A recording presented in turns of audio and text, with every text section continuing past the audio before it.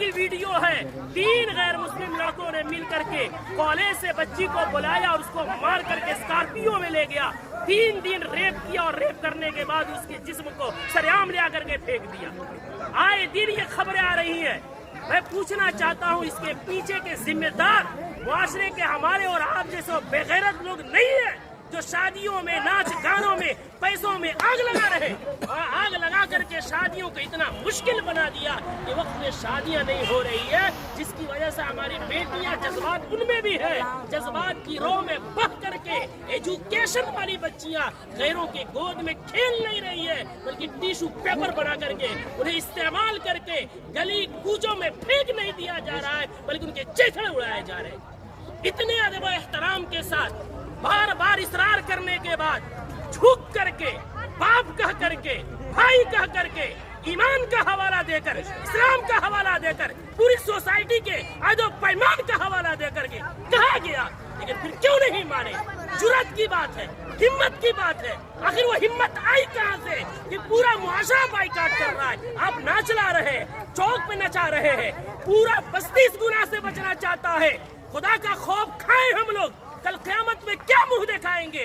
पूरे गांव में नचाते हुए लेकर आते हैं, मस्जिद के सामने से लेकर आते हैं, पूरे गांव में। ये क्या है? इसको जिद नहीं कहते हैं तो और क्या कहते हैं? इसको हठधर्मी नहीं कहते हैं तो क्या कहते हैं?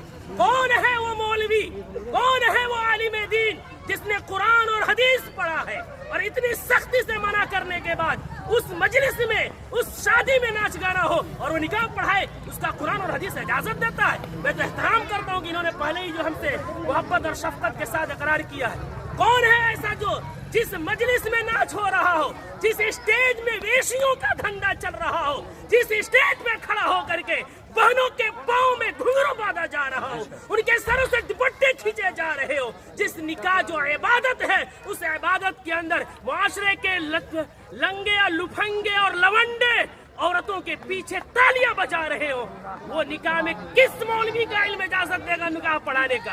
कौन सी कुरान इजाजत देगी? कौन सी हदीस इजाजत देगी? यहाँ सब कलिमा पढ़ने वाले हैं। हम मरेंगे, रब के सामने हाजिर होंगे। दुनिया की बात छोड़े, हमें ये खौफ क्यों नहीं आता कि निकाह एक इबादत है, नमाज भी इबादत है। नमाज में अगर कोई गाना बजाए, नमाज का मजाक है। निकाह में कोई गाना बजाए, वो निकाह का मजाक नहीं तो क्या है? जो मौलवी कुरान की आयत पढ़ेंगे, उनका मजाक नहीं तो क्या है? हदीस